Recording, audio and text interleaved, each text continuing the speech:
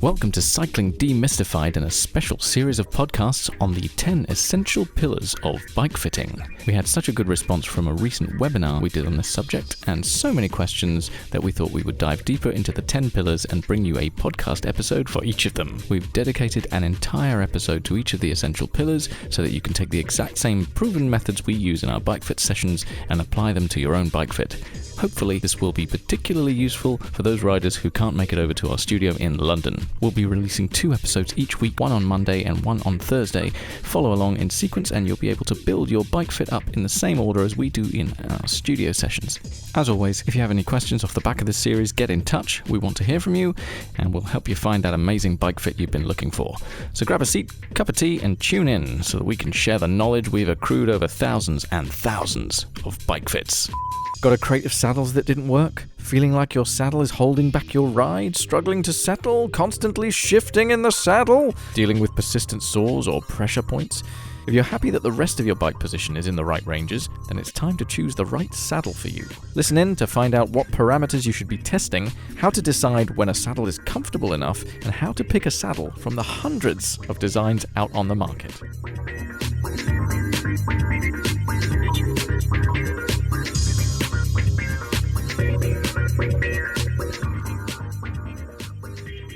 All right, welcome back to Cycling Demystified and the 10 pillars of bike fit. We are at part 9 out of 10. Quite excited. We're almost there, almost at the end.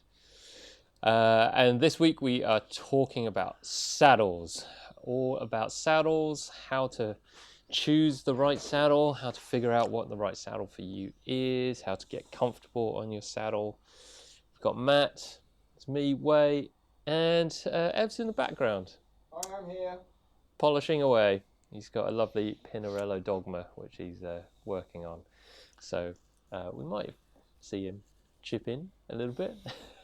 Nuggets of wisdom. Yeah, especially after you had your saddle changed recently, Ev. So, yeah. Fantastic, mate. But yeah. We're going to get stuck into saddles this week, so stick around if you want to find out how to choose the right saddle for you. We're going to talk about some saddle misconceptions and mistakes that people have been making, what the solutions might be, giving you some case studies around different saddle solutions and what some of our riders have been finding too. But first of all, I think we need to talk about why are we talking about saddles at part 9, which is like all the way at the end of the series, rather than kind of at the beginning? Because I'd probably say that a vast majority of people come into our studio with a saddle issue, or that's a big driver for why they come into the studio. So yeah, I think we're going to start there and set the scene. So it's quite late to be talking about something quite as important as saddles, your saddle. So what's the reason for this, Matt? There's a very good reason for this. And we deliberately do this. We go through, cleat positioning, then we get seat height right, then we get the cockpit dialed in, then the saddle, come back to saddle positioning, saddle setback, weight distribution, and then we talk about saddles. So why do we do that? Everything about your bike position. Oh, I forgot crank length as well. Affects your saddle. Yeah, and we said that about the crank length. Yeah. We spent 2 hours chatting about crank length last time, and we forgot about it. Yeah. But the reason we don't get into saddles until right at the end is because everything else about your bike position, your cleat position, can affect your comfort or lack thereof on your saddle. So it's not just the actual saddle itself, which denotes how comfortable you're going to be. It's where it is in space. So you can have a saddle which might map the shape of your pelvis brilliantly. It might be the perfect shape for you. If it's not on in the right place, then it's not going to work. So we need to get everything else dialed in first before we can then objectively test different saddle shapes. Yeah, I think that's the key word, being objective. So hopefully if you've been going through this series, this series is designed in order. So this is a specific order in which you can approach your bike fit, so that you can progress through it, and it should get better and better as you go along. If you address, say, saddles right at the beginning, you might get a good solution maybe for a saddle out of luck, but as soon as you change something else about your bike fit, then that's going to change how you interact with the saddle itself. Exactly. And we're in the business of knowing what has made things better, but also what has made things worse. Yeah. So once you have your bike position dialed in, you're happy with that, but you're still getting some saddle discomfort, then you're you know that, or it's more likely that the saddle discomfort that you're feeling is due to the saddle itself rather than like the bike position. And B, you can then start testing different saddles without changing any other part of your bike fit, so that you're just testing the saddle itself rather than changing other parts of your bike, which will again then affect how you kind of feel against the saddle. So this is a conscious objective decision so that you can kind of make the best decisions for yourself and in your bike fitting. So yeah, you might have been dealing with a bit of saddle discomfort up until now, and if that kind of hasn't really changed at all, then you can be pretty certain that it's going to be the saddle that needs changing. So many times we've had people come in and they're like, oh, my saddle is really hurting, this, that and that. I've tried 10 different saddles and they've all been the same. I haven't really found anything. What is the solution? And really what they need to do is just drop the saddle 20 millimeters and then suddenly, oh, all the saddles feel good. Or something else about the bike position is not where it needs to be to allow the saddle to do its job. Yeah. So I think that's a good place to start. What is the saddle supposed to do? So I guess we don't really... Without teaching people to suck eggs, obviously. Yeah. So there's a couple of things that saddles need to do. One of them, is the most obvious one, is just to support your body. So it needs to support a good percentage of your body weight so that you can stay in a bike riding position. If you don't support the pelvis, imagine you standing up on the pedals all day long. It's going to be pretty difficult. Like your legs just don't have the capacity to do that. So yeah, sitting is good, and we need to be supported to do that. But secondly, that support and the kind of holding of the pelvis itself then allows us to actually generate force so that we can drive the bike forward. So we get most of our power through the hips, or hips generate that kind of power, or should initiate the power for sure. So yeah, we need a saddle that allows you to utilize that kind of power through your hips. If you're on the wrong saddle, then you just won't be able to kind of access the power that you have. So I'd say those are the two main things about a saddle. Yeah, it's essentially to provide a stable platform to hold your pelvis in place so that you can generate force as effectively and as efficiently as possible, right? Yeah. And where you sit on the saddle will be different for different riding styles and different disciplines. And this is very much based on like kind of physics, center of gravity, weight distribution, the geometry of the bike, and how that affects where your body is in space, and how that affects the kind of the way that you support your body through the saddle, and how you generate that kind of power. Just to take two opposite ends of the spectrum, if you're sitting on a upright town Dutch bike, you're very upright torso position, pelvis is fairly upright, swept back handlebars, you're prioritizing comfort, you're not leaning your body torso too far forward, You're not going too far away from your natural kind of spinal position, which is kind of upright and long. So you're prioritizing kind of comfort, but the ability to generate power is not as efficient. So as with a body position that allows you to kind of lean forward.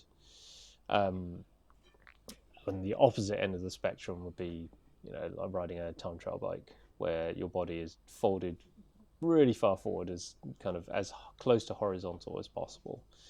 Where you're pretty unbalanced, you need armrests to kind of allow you to support your body torso, use your shoulders to kind of support your body weight, and your hips are kind of tilted forward as far as possible. So can be a very powerful position, but also a very aerodynamic position, and with very different demands on that. And the style of saddle that's required for each of those disciplines is wildly different. So it would be polar ends of the spectrum. In really general terms, then a upright Dutch bike will have quite a wide rear saddle where we're supporting you in that kind of upright position, and then a time trial position will you'll end up sitting on a fairly narrow kind of long saddle, so you can sit right on the tip of the saddle, right at the front of the saddle, rather than right at the back of the saddle. That'd be fair. I think so. Different horses for different courses, isn't it? So yeah, we'll get into a little bit more about like discipline specific things, but yeah, like how should we sit on a saddle? I mean, we kind of touched on it a little bit there about different disciplines requiring different sitting positions, but let's go back to road bikes, which we see as kind of middle of the road.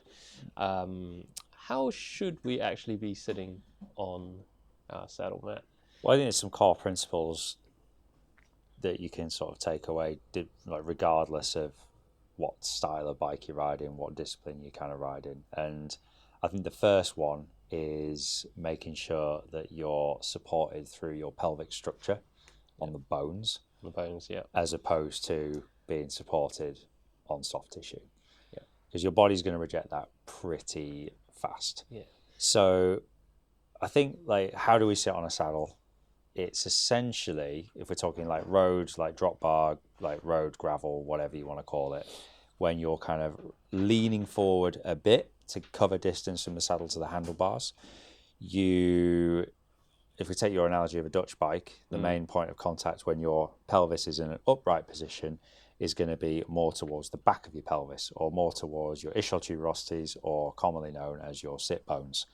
So when you sit on a curb or on a park bench, you'll feel those two big protrusions at the back of your pelvis. They're your sit bones.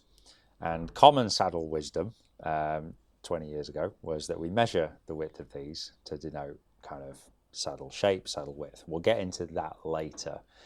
But in this upright Dutch bike position, that's going to be your main point of contact. And like you were saying, Wei, these saddles tend to be a lot wider at the back of the saddle because that part of your pelvis is wider. Yeah.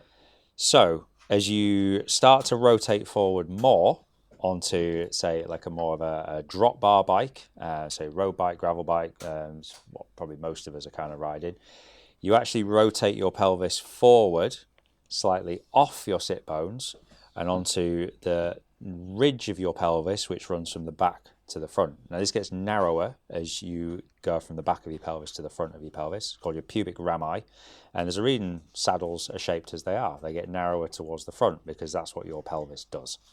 So as you rotate forward, ideally what you want is a saddle shape that matches the shape of your pelvis and those two rails, if you like, of your pubic rami. So you can be supported evenly on both sides of your pelvis through that structure. And as you kind of rotate more and more forward into a more extreme position, so if you go into the drops of your drop bar bike, or if you're riding a time trial bike, your hips will rotate further forward and you will sit more towards the front or narrower part of your pelvis, which is why tri-saddles, these very extreme kind of saddles for extreme positions. Like if you think, like take the Specialized Power saddle, for instance, it's a very narrow kind of front part of the saddle, because as you rotate your pelvis further forward, that's the part you're going to sit on. But the main point is that we want that contact to be through your pelvic structure, through the bone, rather than the soft tissue. Yeah, soft tissue being all the squidgy genitalia and all the stuff that you don't want to put weight on. If you're feeling that, you'll know about it. Yeah. That's a great description. I was wondering how we're going to do that without visuals. But if anyone hasn't looked at a picture of a pelvis, I encourage you to do that, because it will make things a lot clearer. So, if you're listening to this on your phone or on your computer, just, Google pelvis and look at that kind of pelvic structure. And if you look at how your anatomy is arranged, then a lot of saddle design will become a little bit more apparent. But yeah, bone is designed to take weight, so we want to sit on a kind of bone, or use that kind of bony structure as our foundation, rather than all the squashed. Hopefully not squashed. Yeah, soft. You don't want to squash it. Soft tissue in the middle. And I think that's kind of one of the misconceptions that a lot of riders come up against, that saddles are just inherently uncomfortable. And I feel like this misconception has been around since the dawn of time, since when saddles probably were pretty uncomfortable. But certainly with like modern saddle designs, there's so many designs out there that I find it hard to believe that there isn't a saddle out there that will make you comfortable on the bike.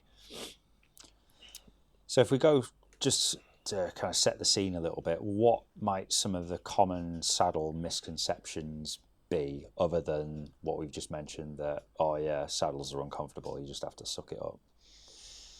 Yeah, I think some of it is about kind of positioning on the saddle as well. I would say if we just take the Giro that's just finished, Giro d'Italia, if everyone's been watching that, if people have been paying close attention to riders and where they sit on their saddles and what they look like on bikes, pro riders are actually a pretty poor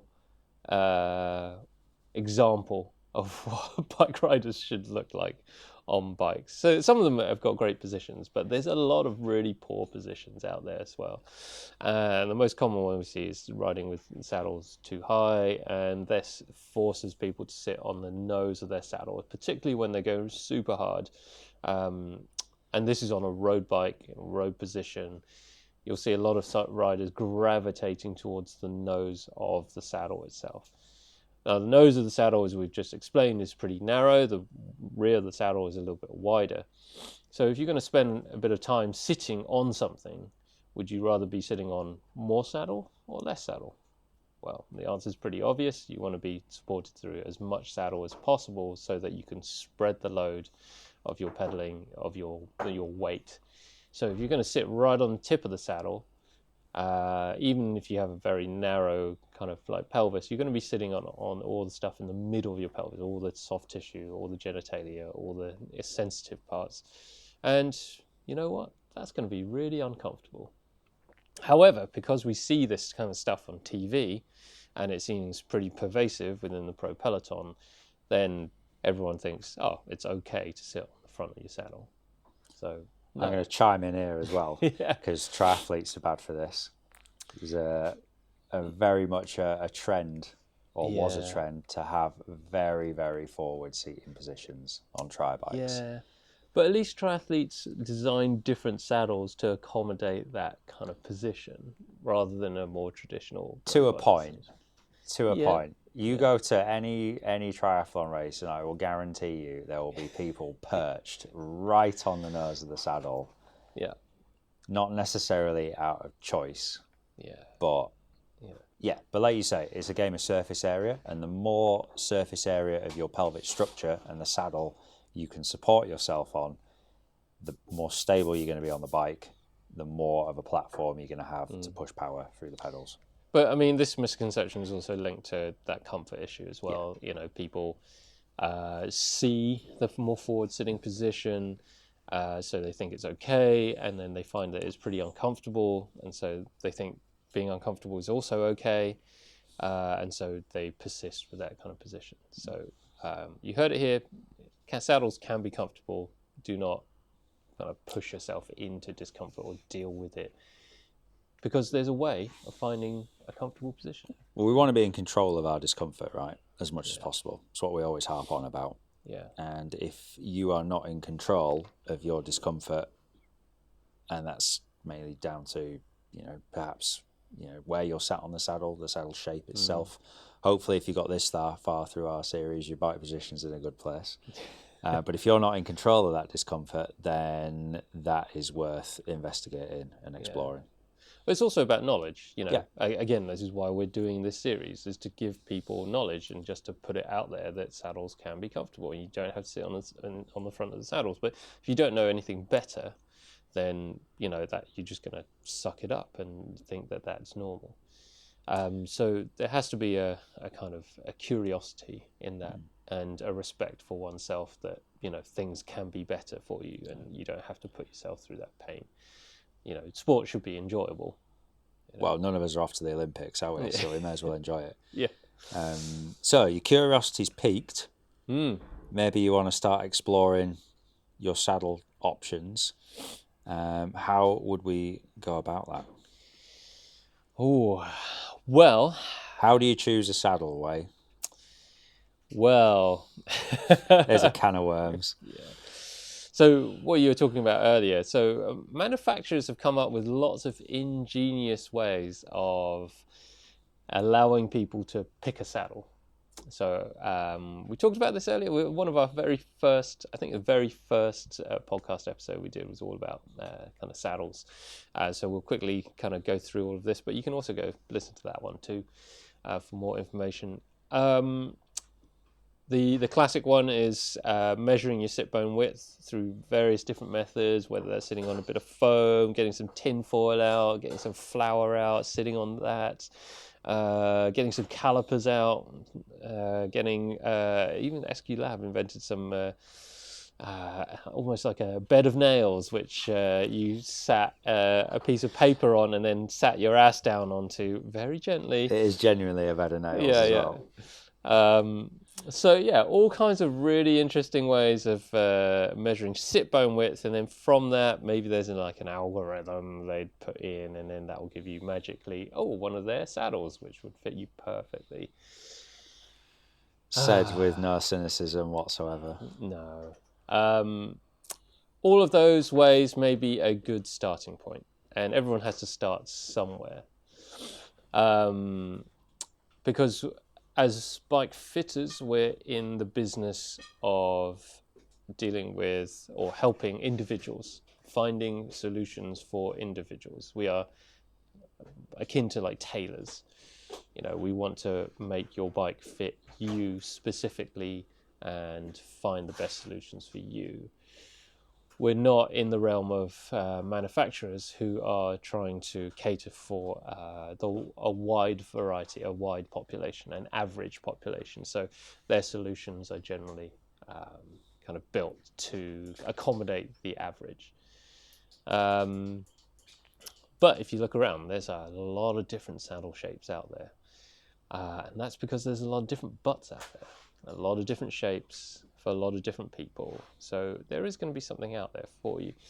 And almost like the best way to start is just to sit on a saddle, like get your bike position right and sit on a saddle, ride it, and just observe what you feel. Like what are you objectively kind of feeling? Think about it. If you've got a turbo trainer, sit on your saddle. And every bike that you buy has to have a saddle. Whether that's good saddle, bad saddle, whatever it is, but it will give you a reference point from which you can start investigating.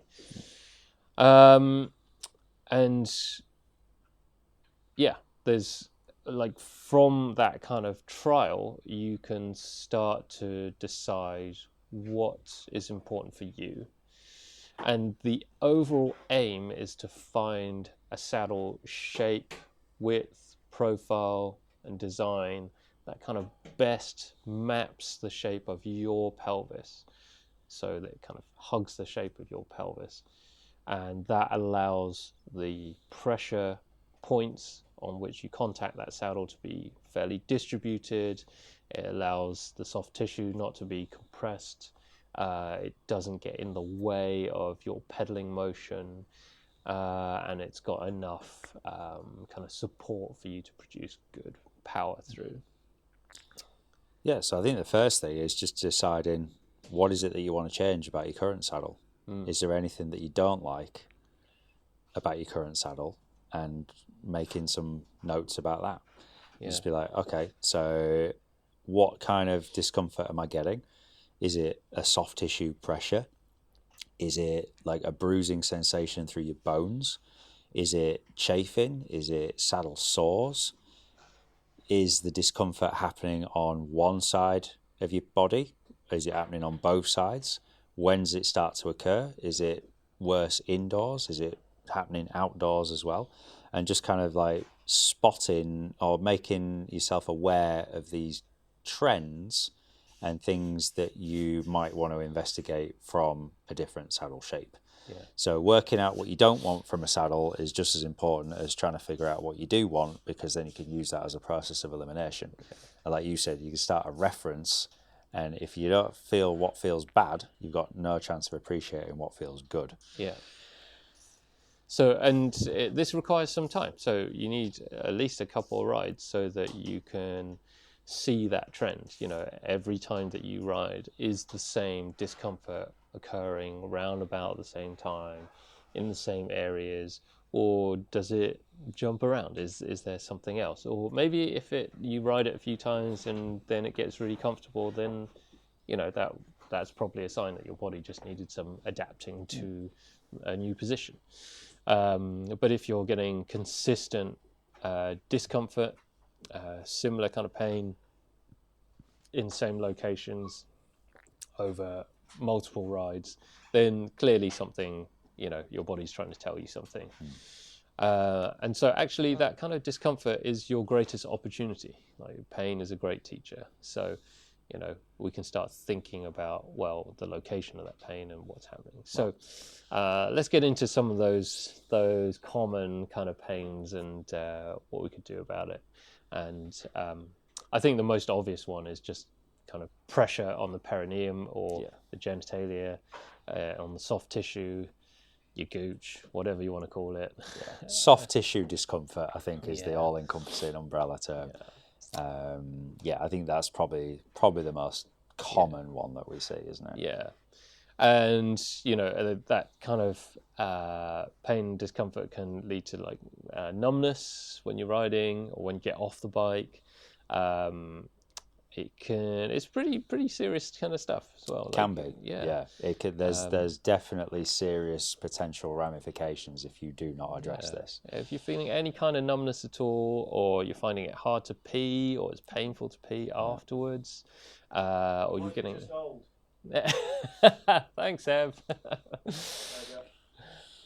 Well, I don't know. Do old people not feel stuff? But knowledge is power, right? So you want to rule out anything and everything that might be a potential cause. So if you're riding a bike and you're getting soft tissue discomfort and like, I don't know, like worst case scenario, maybe a burning sensation when you go to the bathroom or whatever, you want to damn well make sure that it's not your bike that's causing that. Regardless of how old you are, Ev. Yeah. So it's like where you were saying, knowledge is power, and the more knowledge you have, the better informed decisions you can make. Yeah. Actually, I was just reminded of something that Feisty Media put out recently about female riders, and I think they referenced Bicycling magazine that quoted out of a survey that they did that 50% of female respondents said that they had long-term genital swelling or disfigurement of the labia, and which is wild. Like, really? Half of the respondents to that survey are dealing with Yeah. this sort of discomfort. And there's long documented kind of surveys within the Pro Peloton. I know our friend Dina has been working with the Cyclist Alliance with some webinars for their female riders, and just trying to educate people that it doesn't have to be uncomfortable. They don't in the kind of pursuit of performance doesn't have to come at the cost of health and well-being.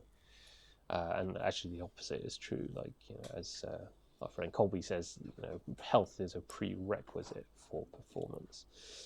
So yeah, make sure you're not doing yourself a disservice and causing yourself pain to some very important parts of your body that don't need to be kind of.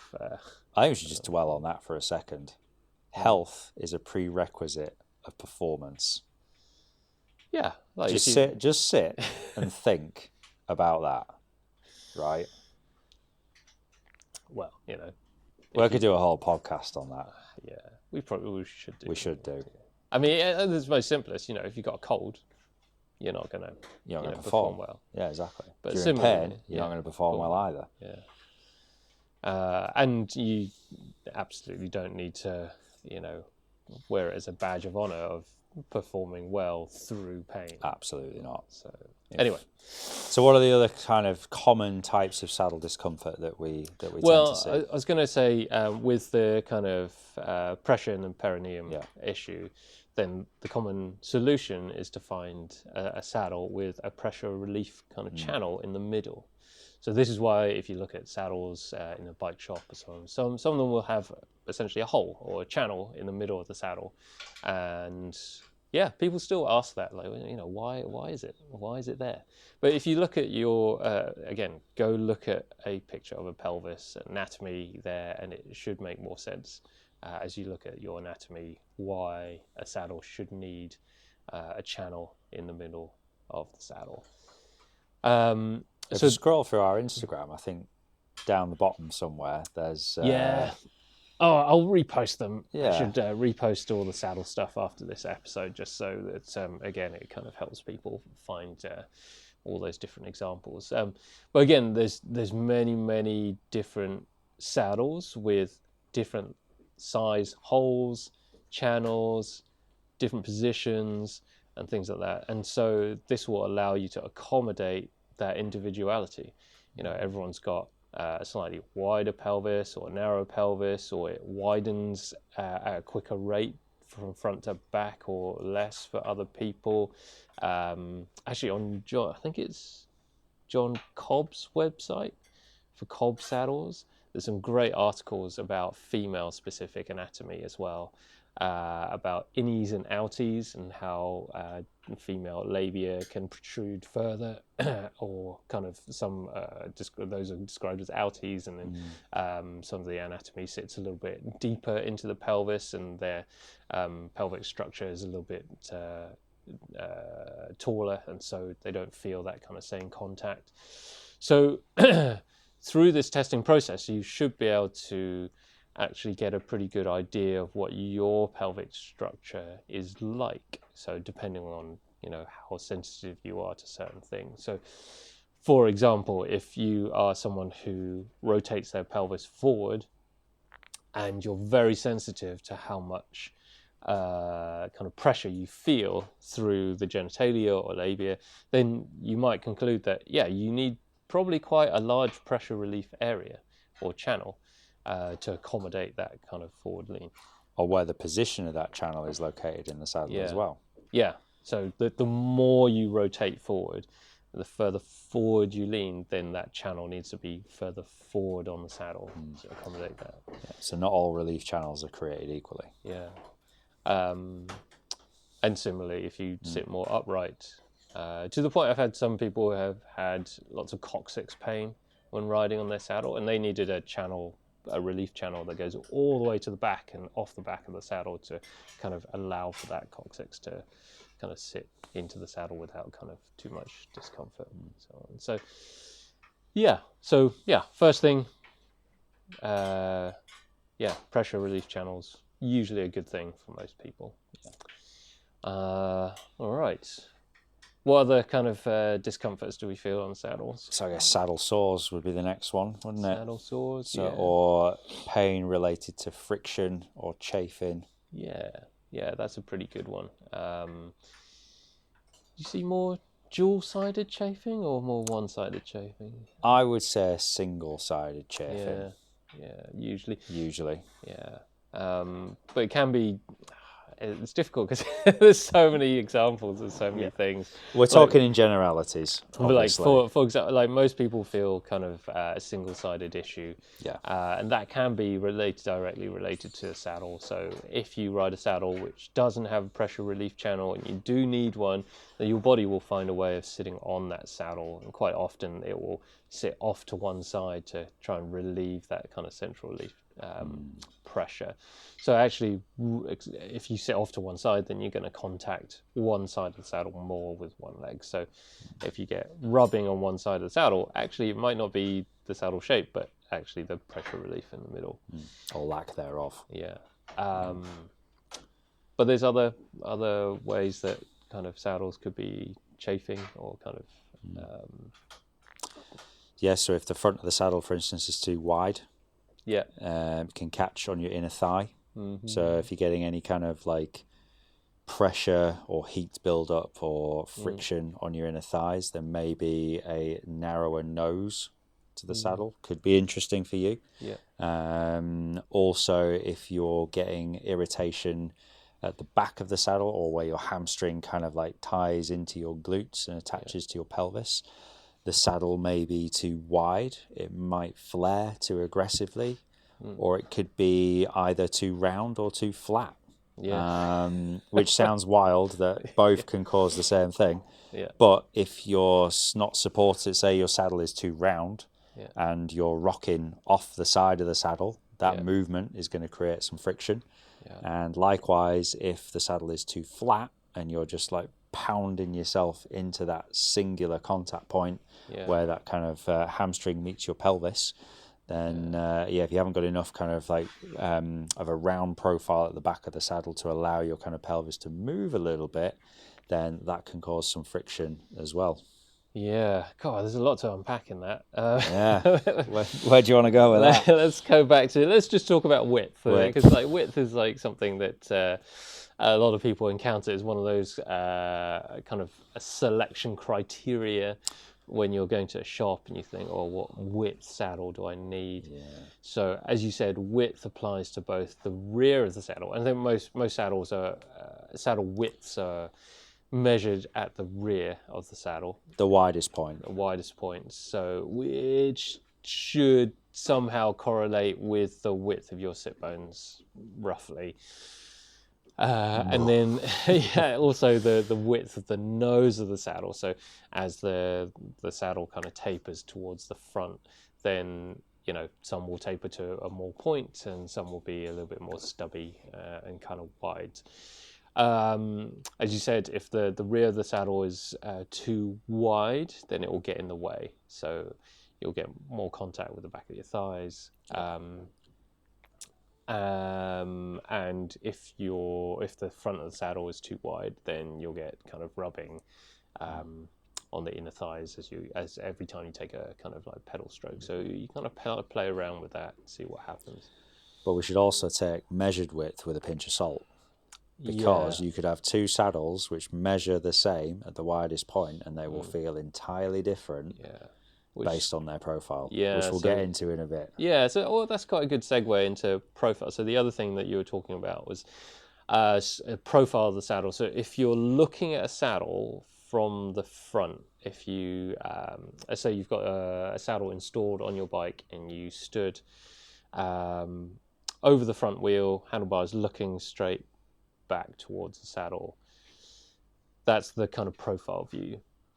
So some saddles will be very flat in profile. So from left to right, they'll be, you know, like a tabletop surface.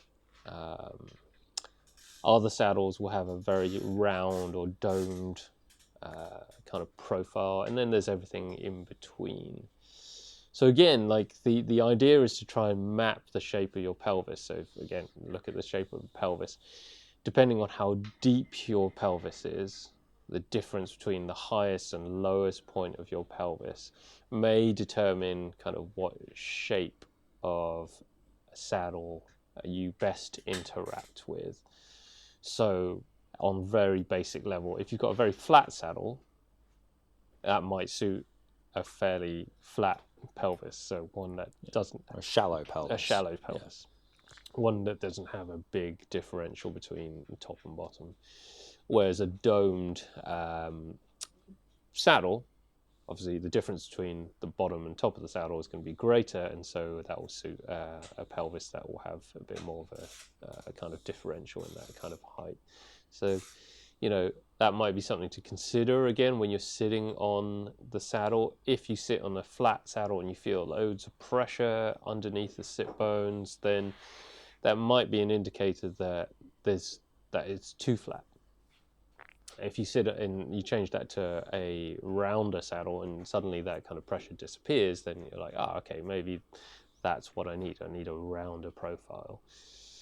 And then it's combining, you know, width and profile all at the same time.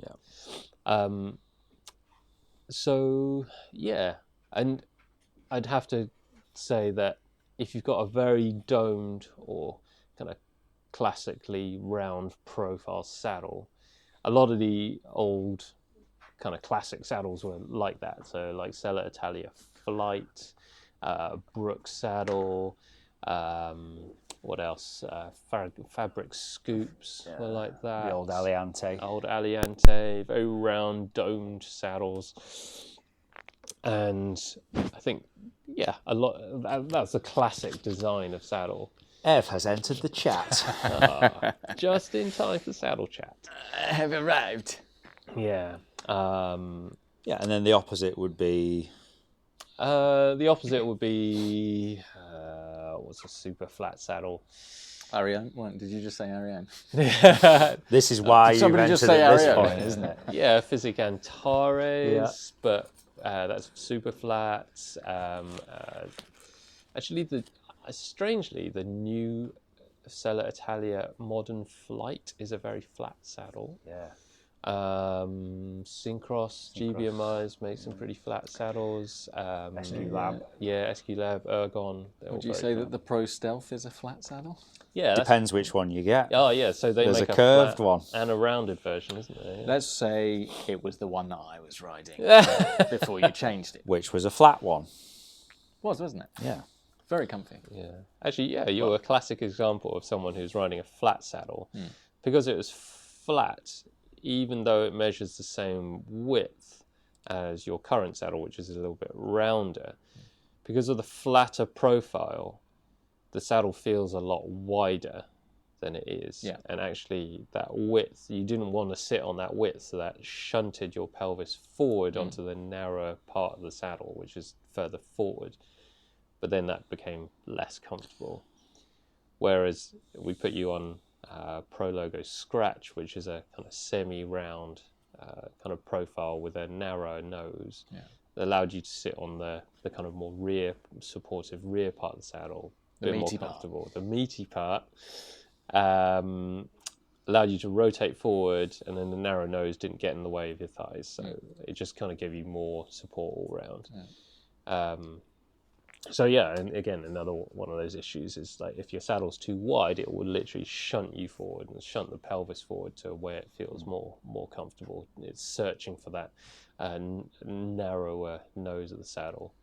But if you end up on a saddle which is very short and has a wide differential, like a Specialized Power, which is very wide at the rear, very narrow at the front, and very short overall, like there's not much wiggle room for where you can sit on the saddle. So if it's too wide and it shunts you forward, you suddenly sit on very little saddle and it becomes very uncomfortable. And so your body does all kinds of weird things to try and relieve that kind of pressure. All right, so yeah, we've gone through a few. So we've talked about kind of perineum pressure, talked about saddle width, saddles being too wide, shunting you forward, profile saddles and how that maps onto your pelvis. What other things do we need to consider? Nose of saddle. So Yeah. talked about width and nose of saddle. I think padding. Padding, yeah. There's a common misconception around padding. I enjoyed that, by the way. Very much enjoyed it. But yeah, does a softer saddle mean it's going to be more comfortable?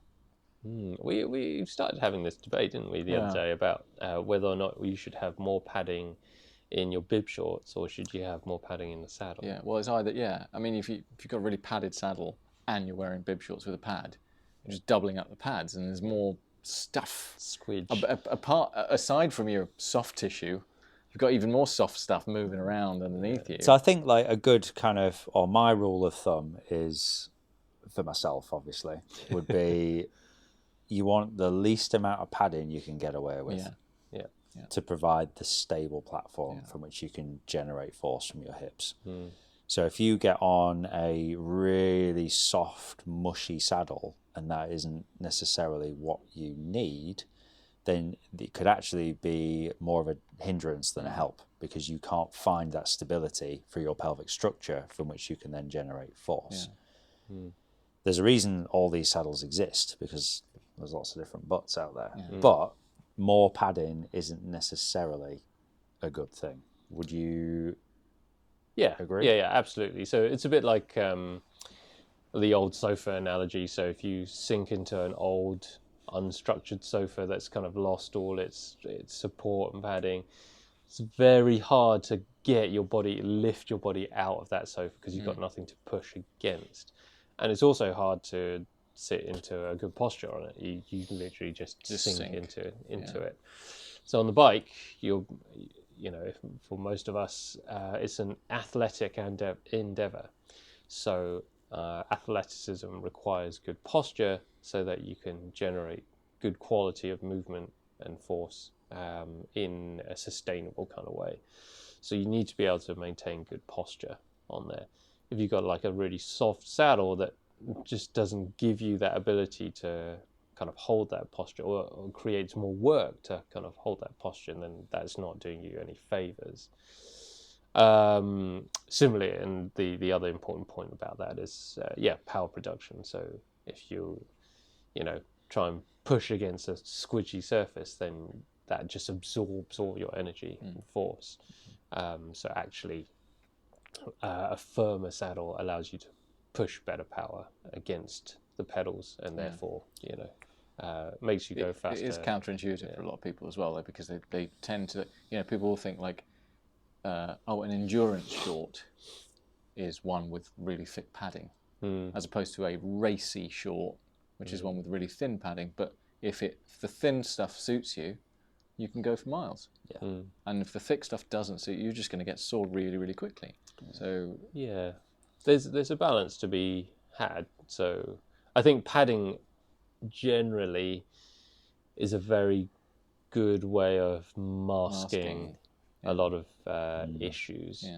Because there's that squidge in certain padding, it will accommodate some issues more easily than. So I guess you've got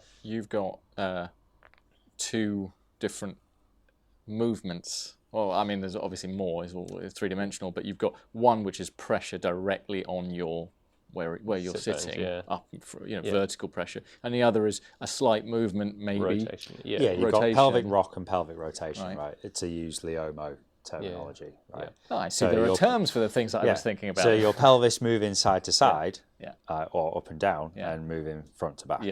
So if you don't have enough structure on your saddle or enough of a firm contact, then it can amplify that. But on the flip side, if you haven't got enough, then your body won't relax into the saddle, and you won't be able to create that good contact, because you'll always be trying to lift yourself away from the saddle. You'll be doing the kind of like the extreme is, can't sit on this. Can't sit on this, exactly. So where do we stand on chamois cream?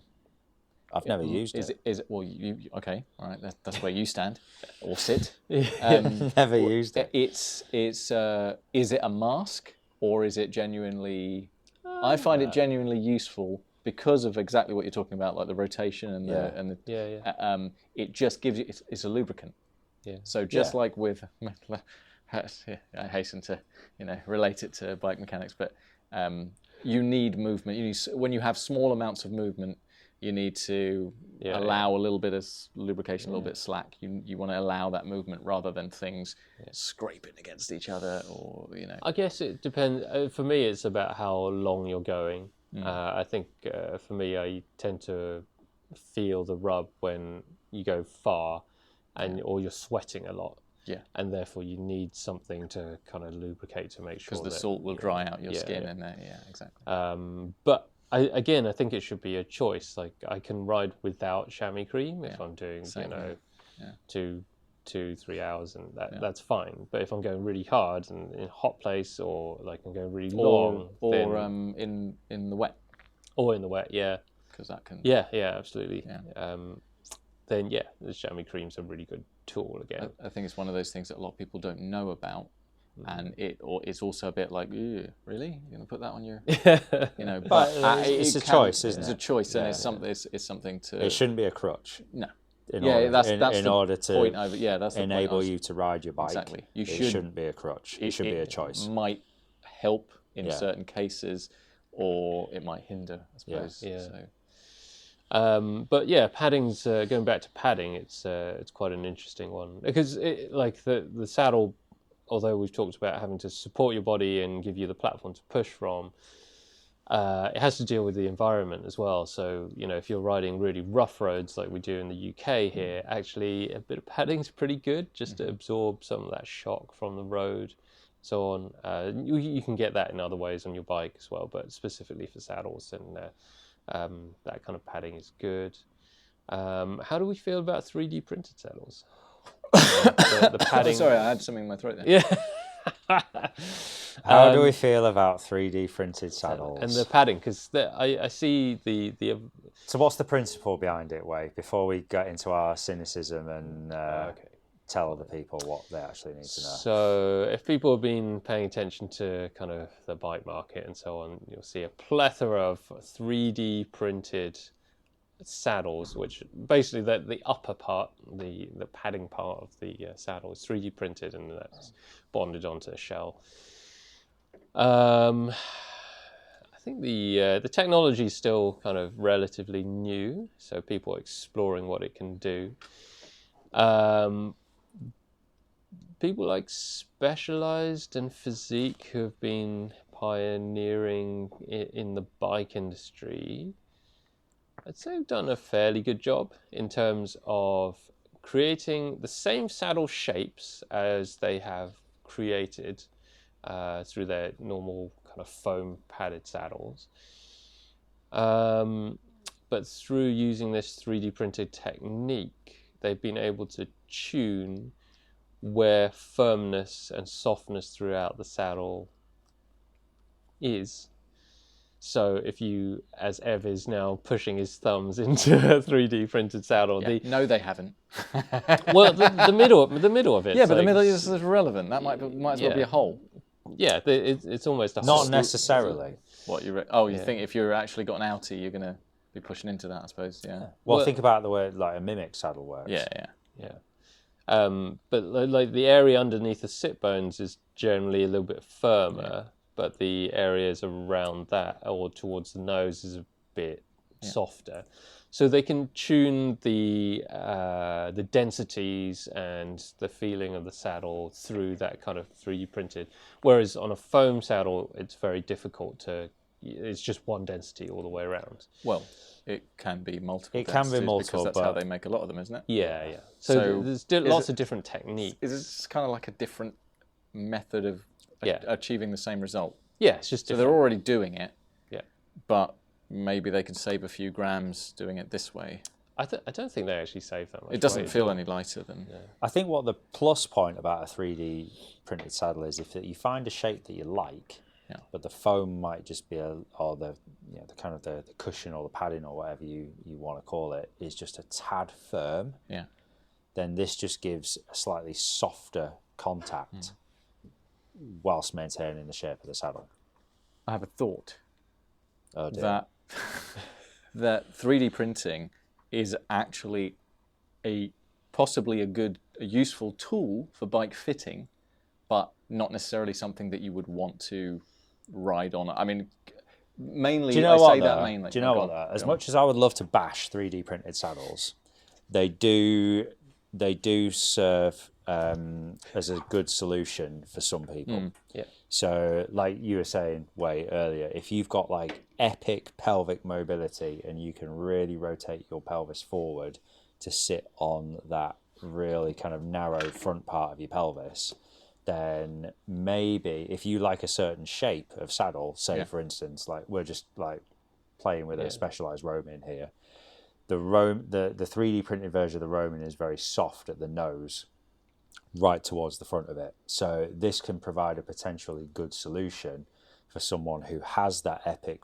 hip mobility, that excessive forward rotation, and needs a bit of relief whilst maintaining contact at the front of the saddle. This is what I was going to lead to, is that it would be something that you would customize. So what you would do is you would figure out what the customer needs, and then you would tune it exactly. specifically and get it made. But it's still rather very than just buying it off the shelf and saying, like, that's like buying a bike off the shelf. But that and would be saying, the dream, right? Yeah, That would be the dream, to have a bike fit studio where you could 3D print a Yeah. saddle in 15 minutes. That would be epic. They But probably take about a day. Don't they? yeah, but But this is like, technology into infancy. Yeah. They're Exactly. kind of, trying it out. Somebody's and you gotta can kinda try it see, out. You can kind of see where it's going. Yeah. What really annoys me is all the other manufacturers who just kind of come along and just doing the same thing. Copying. the Yeah, same thing. for the or sake of not, doing it. For the or sake not really of it. doing it as it annoys me though. What, when they get dirty? Well, that as well. Yeah, I know. But- You don't like these saddles because they're a honeycomb Well, structure. and 'cause they once you just get get full filled of, with mud. don't put it on a gravel bike. For God's sake. But I think it's like wanting a 3D printed saddle just because it's 3D printed.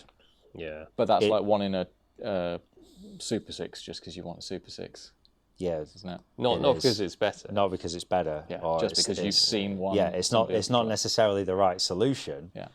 But it's a solution to a potential problem. And if you're looking at it from a solution standpoint, then crack on. Absolutely. Yeah, exactly.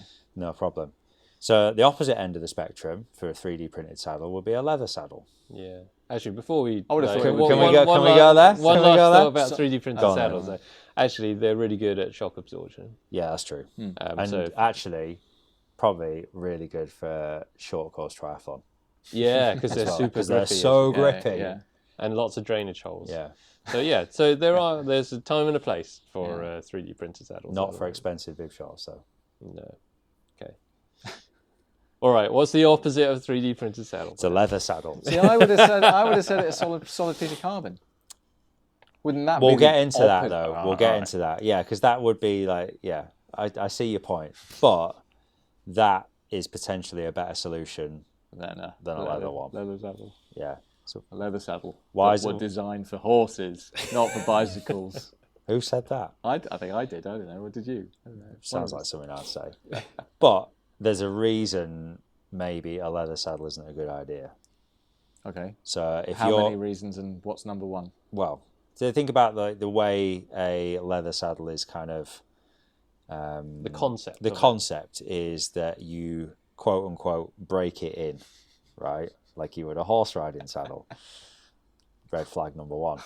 So, but if you're breaking in a saddle and your body is asymmetrical, which it is, Yeah. as the more and more you break in that saddle, the more and more you're compounding potentially those asymmetries. And the more and more you are reducing the potential stability of that platform in which you are contacting the bicycle. You don't pedal a horse, people. You don't. Well, the concept is just flawed because you're essentially, to break in a saddle, you're making it softer. You're Exactly. like breaking the material. You're literally breaking the material bonds. I mean, they come with a spanner so that you can make them softer or harder. or harder. Yeah. Right? Oh well, no. But that's the it's to idea. make it harder once they go soft. Once Once they go soft. Yeah. Yeah. Or So you can put integrity back into Yeah, the structure yeah. once So- it's past its use by well, sell-by date. in theory, isn't that a good idea? Because you can do that, but It's a in- solution to a problem that shouldn't Yeah, exist. and also in actuality, nobody ever has, tightened up their brooks after 10 years of riding. They're just like, oh, it's super, I've broken this one in, I'm not going to touch it now. It's like, Well, again, it depends what you're trying to do. Like if you're riding like an upright Dutch bike or something like that, then it's fine. Like you don't need that. You don't need heaps of support. You don't need heaps of performance. You just well, need. you do need support, right? Because you actually, most of your weight is on a saddle on a bike like that, right? Yeah. You're completely upright. But because you're sitting on a much wider part of your arse, there's a lot less to worry about. You're kind of, your soft tissue is kind of out the way, isn't it? Yeah. Unless you've got I'm not going to use these terms. So there's a time and a place, but you know there's a reason why we don't really see leather saddles from a performance perspective, and for any kind of long distance road riding or mountain biking things. I know a lot of tourists love their saddles, but they've only got there because they've molded their bodies around it and accommodated that a poor support platform through other means, usually through poor posture and other things. I have seen quite a few people who like their favourite is a leather saddle, but then they want to go from something like a touring bike, which is incredibly upright, to something a bit more modern, which is not. And they think that they can just transfer that same saddle, and it doesn't work. They're in a different posture. Yeah. So it's old technology. And they look nice, but I hate to bash Brooks, but like, why are they still around? Just watching people ride things like Brooks Cambium saddles, which aren't even leather. They're just designed to look like the name. A leather saddle, and they're actually rock solid. Yeah. But they flex a hell of a lot. Yeah, they flex a lot. Too much. Yeah. Some might say. So again, the structural integrity of the saddle is compromised by the flex. Yeah, and also because where people who make leather saddles try to sort of copy the trends, they started introducing cutouts, but basically just cutting a piece into the leather, which loses the integrity. It affects the integrity, but also you can get pinched. Yeah. There was one that I tried to ride once and I couldn't sit down because it was awful. And so the opposite of a kind of soft, broken-in leather saddle is a rock-hard carbon saddle. What do we think of that? I had one once, and it was the most comfortable thing I've ever sat on, and the most powerful I've ever felt on a bicycle for a little while until I hit a pothole. And then it cracked my seat post and it went right up my spine, and it was they don't obviously, like, you've got no padding, there's no shock absorption at all, or pretty much none at all, and so they're very good for power transfer, but if the shape is right for you. Just looking at the bikes that the vast majority of us own in the fit room and what saddles are adorning them. Yeah, so none of them have any padding on. No, so actually we don't ride carbon saddles, but like I ride SMP Former, SMP Volcor. It's got no padding on it whatsoever, but it's incredibly comfortable because they just seem to fit the shape of my pelvis really, really well. And so if you can spread that load out across the shape of the saddle, then that's where you find the comfort rather than through the padding itself. So if you can find a carbon saddle which matches your pelvis shape really, really well, and it allows that kind of spread of pressure evenly, and you don't notice it, then that's fantastic. Crack on. Hopefully not. Yeah, hopefully not.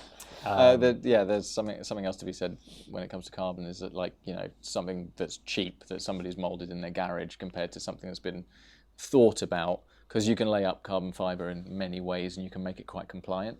It doesn't have to be rock hard. Well, I'd really like to try a friend of ours, John the Bike Fitter, over in Bristol. Recently has got a bunch of Gelu saddles. I think they're a Spanish brand. But they've been designed specifically with a lot of compliance within them, but like very thin carbon fiber. And he said it's like just the most wonderful saddle he's ever ridden.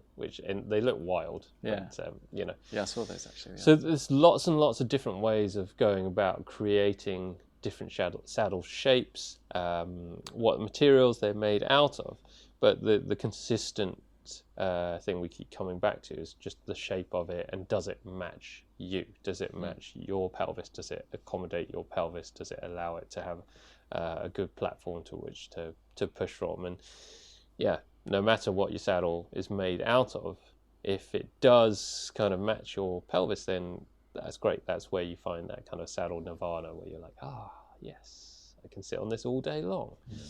So really, that's what we're looking for. And you just have to go through the process of like trialing different saddles, noting down what the issues are, and then picking another saddle based on what you think would be a good solution, rather than just, picking something at random. Really thinking about it, and maybe talking to a fitter or somebody who can allow you to try different saddles, because that's the best way that you can go through like the process. The more experience your body has of different shapes and different sizes and things like that, then the better decisions you can make.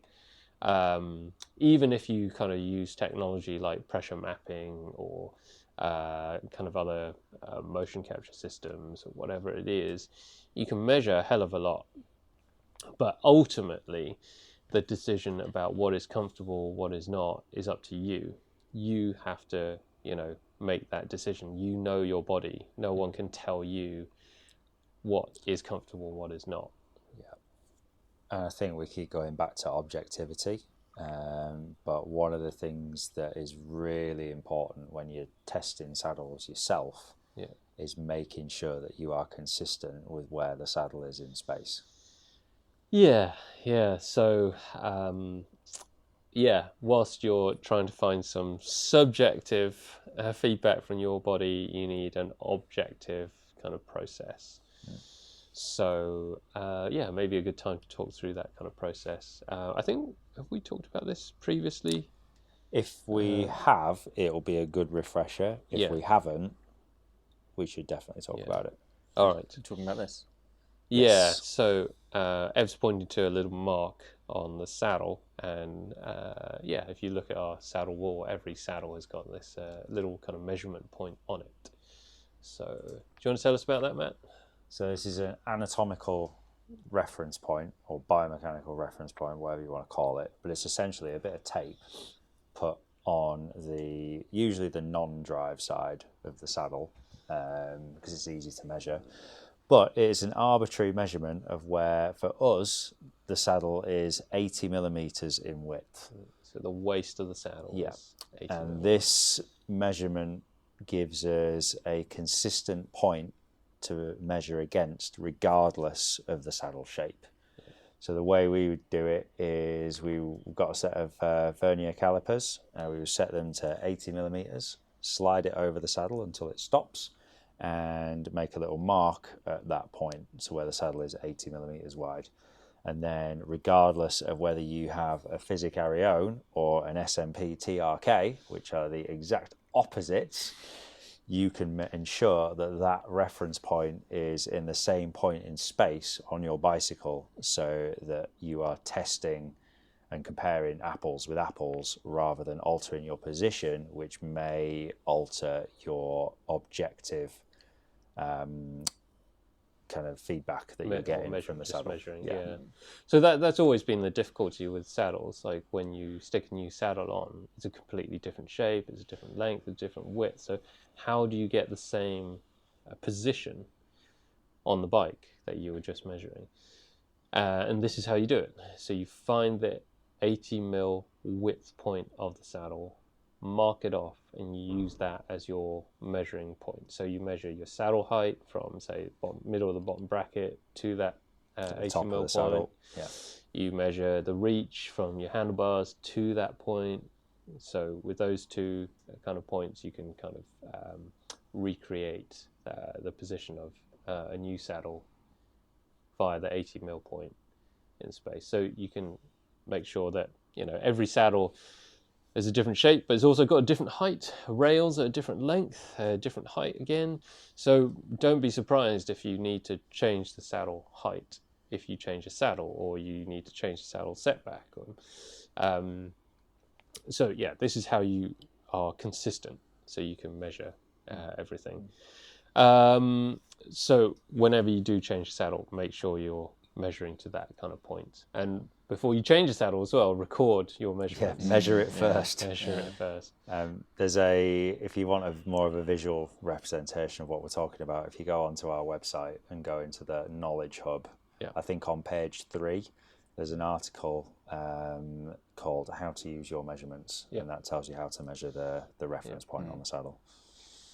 Yes, so go check that out for a little bit more info. But yeah, once we have that kind of measurement point, then you can start comparing apples with apples.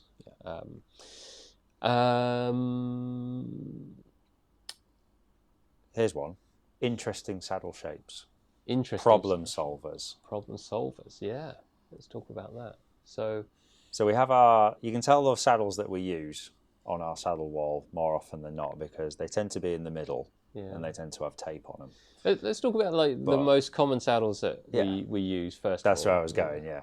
So what are the most common shapes that we kind of... Triangle. Thanks, Ev. Thanks. Is it a T or a V? It's a But there's certain shapes of saddle which we call them inoffensive. Yeah. That seem to work for a lot of people. And then there's some which are what I would probably call problem solver saddles, which provide more specific solutions to more specific problems. Yeah, so I'd say I'll go with a specialized Roman. Great choice. That's my kind of number It's one. one of my favourites. Yeah. That's Why don't my you ride kind of it? Go-to. Huh? Why don't you ride it then? I don't know. I like the Never tried Roman. Yeah, I've tried it. I like it. We're always trying different saddles, so Yeah. we're always trying different things. Well, I mean, that's one of the things that. I'll tell you why I like it when we're finished. Okay, all right, go on. all right. Because So it might end up being story time. Oh, okay. Might not. Well, I was going to say, obviously, it's good that you guys try many saddles. Not that necessarily they're going to suit you, but so you get an idea of, okay, how padded is something, how stiff it is, or how whatever. I reckon you can tell how committed a bike fitter is to his trade by how many saddles they've got. How, yeah. Says the guy with 100 Yeah, plus saddles on his wall. Either that or I've got a problem. John's got more. He does. He's got a bigger problem. Yeah. Well, I would have said you tell how good a bike mechanic is by how many of the Tools? same kind of tool he has. How many hammers do you have? I've got many hammers. I've also got about 10 different types of 4mm Allen key. We can get onto that because there's a reason. Yeah, exactly. But yeah, specialized Roman is usually my go-to, just because it's a regular kind of shape. It's got a semi-round profile. It's got a large cutout in the middle. It's got a tapered nose. It's normal length, decent length rails on it, so it tends to work pretty well. Or you can tell which way a certain person will go. So I'd say that's a middle of the road saddle. A Sella Italia SLR is probably somewhere in between two, in that kind of same kind of ballpark. So that'll be one of my go-tos. What seems to be doing quite well recently is the Pro Logo Scratch, which is what Ev's just. I think it's got on his great. back. Do you think that's just because Pog rides one? Yeah, obviously. Yeah. Or maybe he chose well. Maybe he He's did. been listening to our Maybe he had a podcast. bike fit, and that's why he just won the Giro. But again, semi-round, shorter nose, a little bit wider in the nose width with a slightly more generous central cutout. So again, longish rails. So yeah, tends to work well. Comes in lots of different configurations as well. If we go the opposite way to a more flat saddle, you got any? Bontrager Verse Yeah. tends to work. That's usually my go-to if we want something a bit flatter. Yeah. It's got a very long channel. Very long channel. It's quite soft as well, so it's on the sort of softer scale, like on the durometer. So it's got a little bit squidge. And it's got quite a soft, quite flexible shell as well. Isn't it? Yeah. Really long rails as well, which is great. So you've got a lot of adjustment, but a little bit of a flatter profile across the back of the saddle. But it's still got a little bit of a ergonomic profile from front to back, a little bit of curve. Yeah. So I quite like that one for a flatter saddle. Specialized Phenom as well. quite like for a flatter profile across the back of the saddle. Still got quite an ergonomic profile front to back. Yeah. If I was a football pundit, I'd probably say it's got a bit of flair at the back. But yeah, so they're probably my go-to for flatter ones. I think the Ergon SR, Yeah. like men's and women's as well, they do really well. What's the difference between the men's and women's? The women's one's got a deeper channel and it's located further forward. Right. Which actually, ironically, tends to work really well with gents. Yeah. So, yeah. So there you go. There you go. Who knew? There you go. But it's quite soft as well. And although it has that kind of flare at the back, it's quite flat at the front. Yeah. So it allows like people who can rotate forward quite a lot, the forward position of the channel and the slightly softer nose and the flatter nose sometimes creates a bit of pressure relief as they rotate forward onto that front part. I of the always pelvis. think of them as primarily a mountain bike brand. Yeah, They are. Effectively, because I guess that's the reason that they're quite flat with a bit of a kick up at the end, so that you're on a mountain bike, you can have a flat saddle, it's just sat relatively upright, but also it stops you falling off the back when you're climbing. What's super exciting about Ergon is they've just released some triathlon saddles, which we're Should waiting be for. arriving maybe next week. Yeah, eagerly awaiting for that. So they do some nice stuff, but yeah, again, quite flat, quite a flatter profile. And we go the opposite way to some very round and maybe some. We didn't talk about profile front to back as well. So saddles have a profile left to right, so curved or domed or flat, but they also have profile front to back. So if we look at the opposite end of the scale, which is probably Seller SMP, they have both a round profile left to right, but also a very curved profile front to back as well. A whopping great big central relief channel. Tend to be fairly narrow SMPs,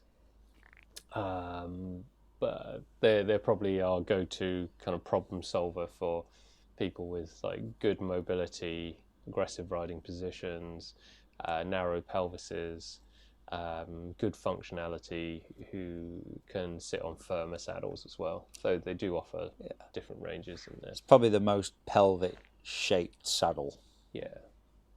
I would say. Yeah, if you again look at the side on at a pelvis, then you'll realise it's not flat at all, and not a large proportion of it is kind of curved, and so the curved profile front to back of an SMP saddle tends to match that pelvic curve really well. There are other saddles out there that do the same thing as well. Actually, the Roman also has a fairly good curve to I it. think the Roman is a great intro to SMP. yeah. Like, if you're interested in trying an SMP and you can get hold of a Roman, that might be a good intro to it. Just because it's, I don't want to say more tempered or more toned down kind of shape, but it is a more toned down variation on that theme, I would say. And that was kind of my way into SMP via the Roman. Oh, okay. I was like, this is good. Can I turn it up to 11? More extreme, But yeah, so there's a lot of saddles with similar characteristics and some with different ones. You just kind of figure out, what you like about one, what you don't like about it, get rid of the stuff that you don't like about it, and try and keep the stuff that you do. Yeah. But talking about SMPs, let's talk about some slightly more unusual shapes and their problem-solving characteristics. So, The TRK. why is the TRK? Why do we love that so much? The TRK, oh my goodness. If you've got to ride across a continent, no. So the TRK is like, if you wander around central London and you see these like electric cargo bikes, a lot of them will be fitted with this saddle. So it's that classic kind of like SMP shape, like a eagle's beak, if you like. So there's a bucket, it's like a hammock where you kind of sit in, so you've got kind of one position on it. It's still reasonably narrow at the front, but it flares out to a lot more of a wider position. So it's like a classic kind of SMP kind of shape, but it accommodates a more upright pelvis position. So it can work really well as a kind of a a long distance kind of like tourer, like bike packing, multi-day kind of ultra distance kind of saddle, or if you're chugging around on a, you know, whopping great big cargo bike around London. With a silly seat Yeah, handle. so it's got a very generous cutout right the way to the front, but it accommodates a more upright riding position rather than the classic SMP shape, which is accommodating a much more kind of like forward rotation to your pelvis, much more aggressive kind of classic drop bar riding position. Yeah, it's great. I mean, S&P makes such a big range of different saddles that it tends to be able to accommodate most Can be people. quite confusing Yeah, if really you don't know what you're looking for. Yeah, if you want to know more about S&Ps, just get in touch and we'll walk you through it. Maybe we should write an article about S&Ps. Yeah, maybe. could do. Also, S&P like is the Infinity saddle, something we've recently acquired. Yeah. Which have been pretty wild, but quite surprising when you sit on them. It looks insane. Again, if you haven't seen one of these, look it up. Juice Hart. Infinity saddle. Yeah. Ding, ding, ding, ding. But this is another great problem solver for people with lots of pelvic mobility. Don't do that. Yeah. Well, actually, some people who don't have enough. Yeah, pelvic or mobility, the opposite way, the yeah. opposite. So yeah, it's very kind of like curvy front to back. They do them with like whopping great big cutouts or more filled in models. So, But the cutout's interesting because it's actually it's not just the central area. It's like a heart shape. Yeah, the whole center of, or the middle of the sit bone areas are cut out as well as the central relief channel. So the concept of it is that you don't sit Fancy on ball. it, you sit in it, and the outer outline of the saddle kind of holds your pelvis, so it kind of hugs the pelvis from the outside. And so probably most relevant for people who suffer from a lot of sit bone pressure. Yeah, like a bruising sensation on your bones, maybe. Yeah, or particularly sensitive. Sometimes there's lots of nerves that run through your pelvis, and maybe some can pinch underneath the bones itself if you sit on them. So probably like quite popular with people who do RAM, like Race Across America. People who have to sit on saddles for a long period of time. Yeah. Because, you know, if you sit on anything for a long period of time, you're going to squash. You're going to something. feel something, aren't you? You go to cinema for 2 hours and you get off the chair and you're Some like, cinema seats are really uncomfortable, actually. yeah. But yeah, Infinity saddle, that's like the saddle for people who can't sit on saddles. Yeah. And I guess the other kind of interesting The opposite. problem solver, which is the opposite end of the spectrum, would be SQ Lab.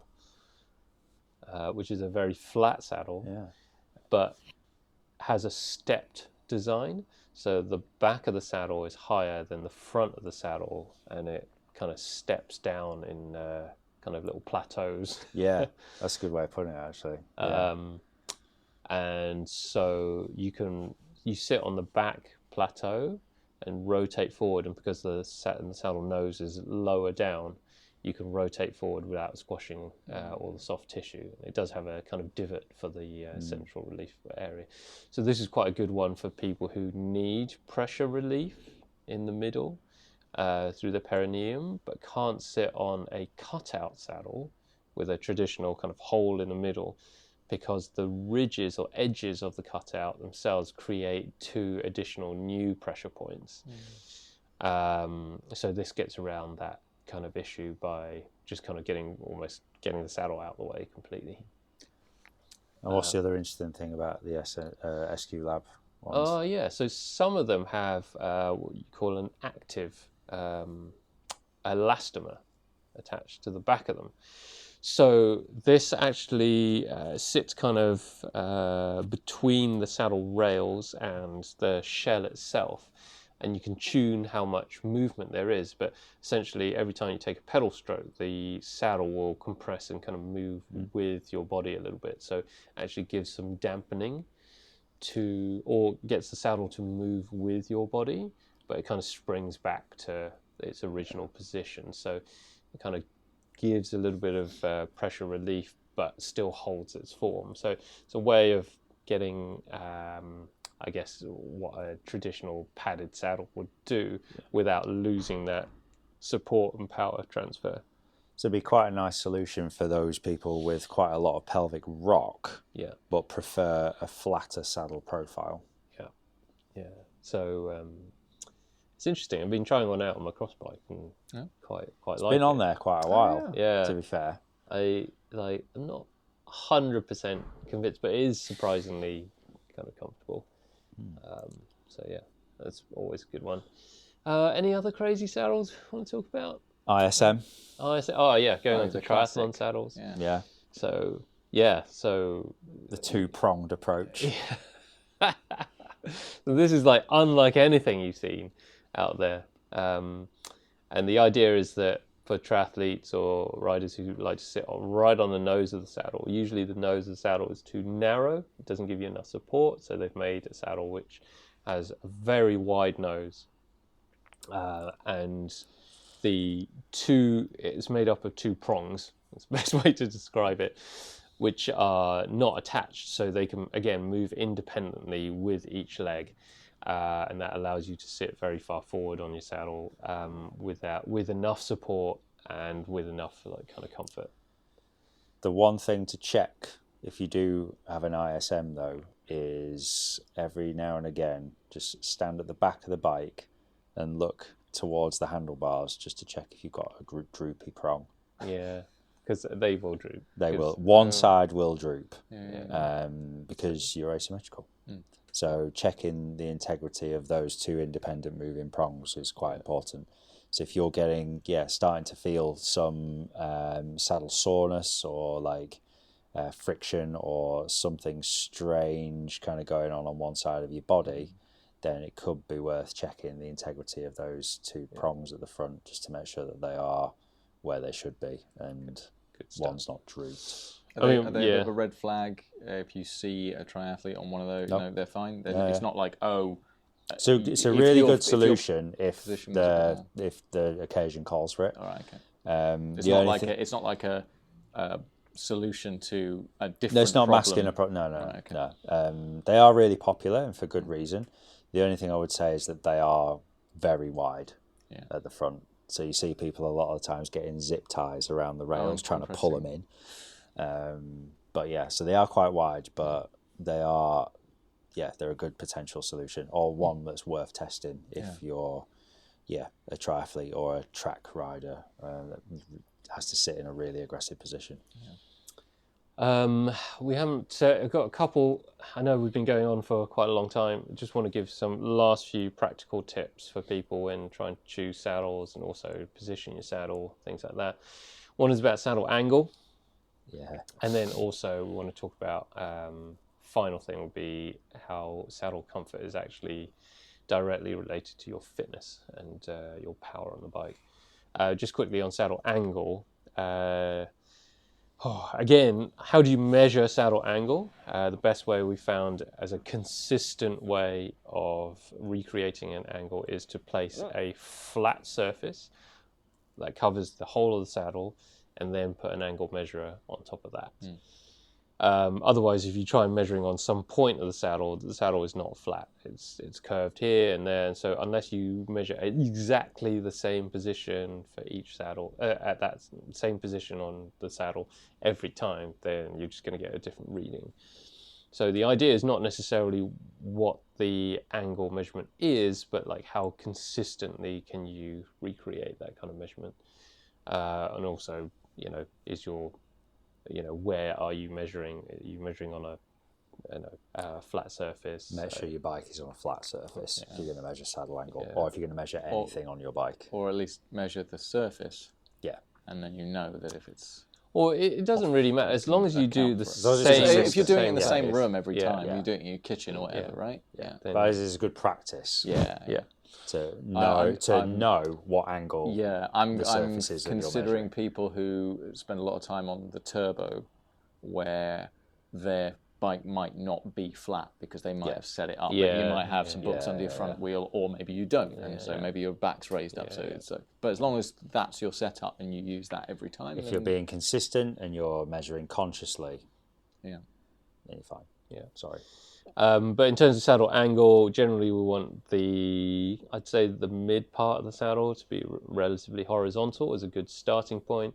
If you tip your saddle too far forward, nose down, then you're going to slip forward and be unsupported. That leads to sitting on the nose of the saddle, more pressure on your hands, just less comfort. If you go the opposite way, tilt the saddle upwards, then the opposite is going to happen. You're going to get a lot more pressure from the nose of the saddle as you lean forward. You're going to sit on the back of the saddle, almost off the back of it. So start with your saddle level. There's very rarely a good point where your saddle should be nose up, and mostly you want your saddle kind of maybe a little bit nose down, but play around with it. And again, it's about testing. So testing is about just having a hypothesis, thinking about it, testing it out, see what happens, make a change, see what happens again. Was it better? Was it worse? And then, testing it again. So saddle angle, I wouldn't worry too much about it. But if you end up with a saddle angle that's a little bit too nose down and that feels like a comfortable position, that might be a red flag that something else with your bike position is off, usually weight distribution. So go back and listen to that episode. Or saddle height. Yeah. A tip on making those adjustments. Yeah. Learn how to use tools and Yeah. and learn how your particular bike. They're all different. A lot of them different. Yeah. Learn how to adjust your seat post. Yeah. How to adjust your saddle angle, Yeah. bolts and whatever, and just be careful. Yeah. Don't strip your bolts. Yeah. Make sure And the tool you is- can Because you're going to do it. If you're going to yeah. if you're going to tinker and make lots of changes, you want to make sure that you don't damage your bike. So. Only exceptions maybe a time trial position or TT position where more nose down position may be advantageous because you're using a little bit more support through the front end of the bike to support your torso, and you kind of want to wedge yourself between the saddle and the aero bar pads. Matt? I'd still say proceed with caution. Yes. If your saddle is like way nose down, and that's where it needs to be comfortable. If you're commuter bingo, But like saddle you're going to point on the be floor. there's like you were saying, where it's usually a red flag that something else is off. If you're having to nose your saddle down loads to relieve soft tissue pressure, that's usually a red flag that something that's not quite right elsewhere. And the only other exception I can think of is a full suspension mountain bike. Yeah. Where when you set the saddle position unsagged, the nose position should be slightly nose down, so that when you sit on the saddle and you sag the mountain bike, then the saddle position becomes more level. Or if you're doing a lot of climbing on your mountain bike, then you want to nose down even more, so that when the front of the bike comes up, then the front of the saddle is a little bit more level. It's more neutral when the bike's on a gradient, so you're not kind of like really smashing your soft tissue. I think the one on my mountain bike slightly nose up. Yeah. So, I mean. But then maybe for downhill, if Yeah, you're doing downhill. loads of downhill I think or that might be enduro, right. then- and a lot of the time in that case your saddle just is out of the way anyway. Yeah, yeah, I but if mean, you're it's a having to drop pedal post. going if you down are, a hill, yeah. like if you're at the sharp end, Oh, yeah.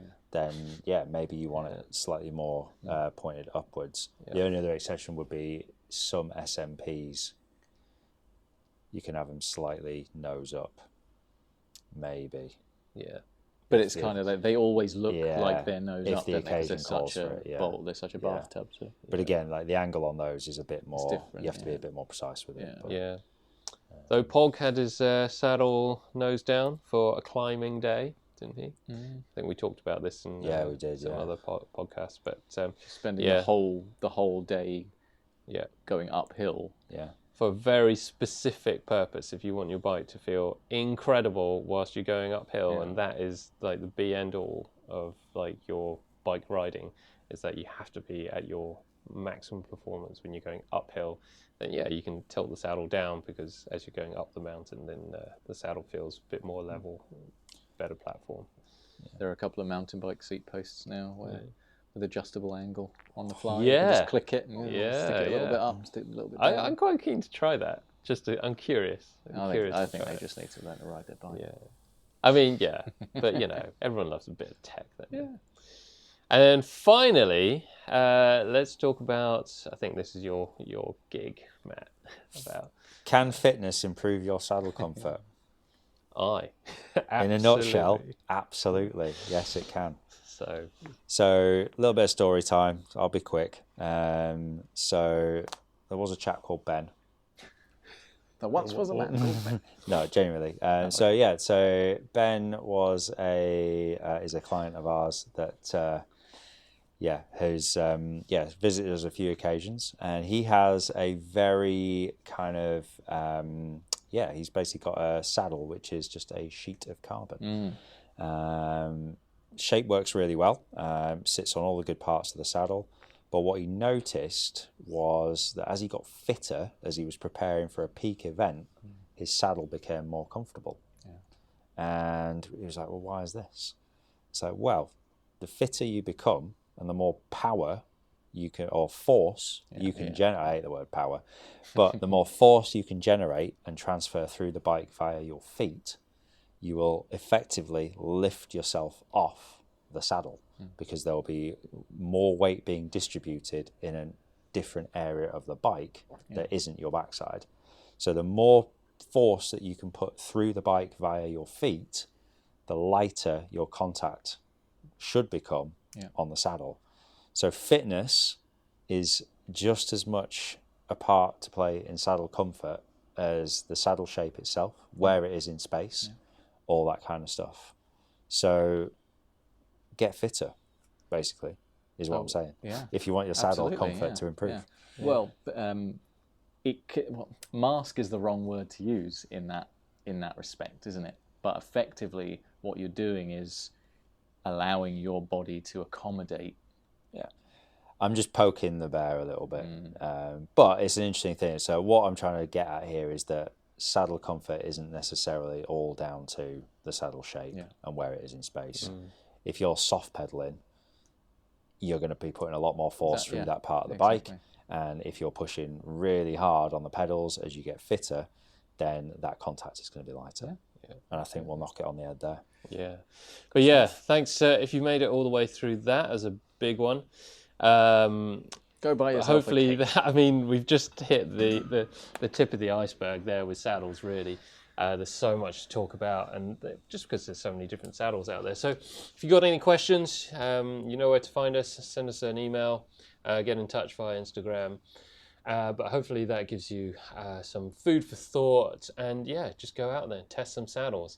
If you can find a bike fitter with a saddle library to test at, then that's always the best option. Certain manufacturers will also give you some, like a 30-day money back guarantee. So find those before you decide to invest in, a lot of expensive saddles. The amount of people that come in with like a crate of different saddles, and actually the saddle wasn't the issue. We see that every day. So, got any questions? You know where to find us. But happy riding, and on to the next episode. Number 10. Will be the last one. Which is going to be what? It's all about testing. Testing. Cool. Tune in for the next one. All right. Cheers, guys. Bye. Here's what I want you to do. I want you to tell all your friends about me. At Cycling Demystified on Instagram. Tell everyone.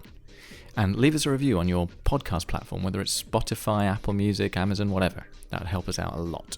Suffering from numb hands, tingling toes, and any other persistent discomforts when you ride? These are all signs that your bike fit could be improved. If you're bike fit curious, get in touch with Way or Matt by emailing info@foundation.fit or finding them on Instagram @FDN_bikefit. Finally, for all your bike servicing needs, custom dream bike or hand-built wheels, go to www.frequencycycleworks.com or find me on Instagram @frequencycycleworks. Until next time.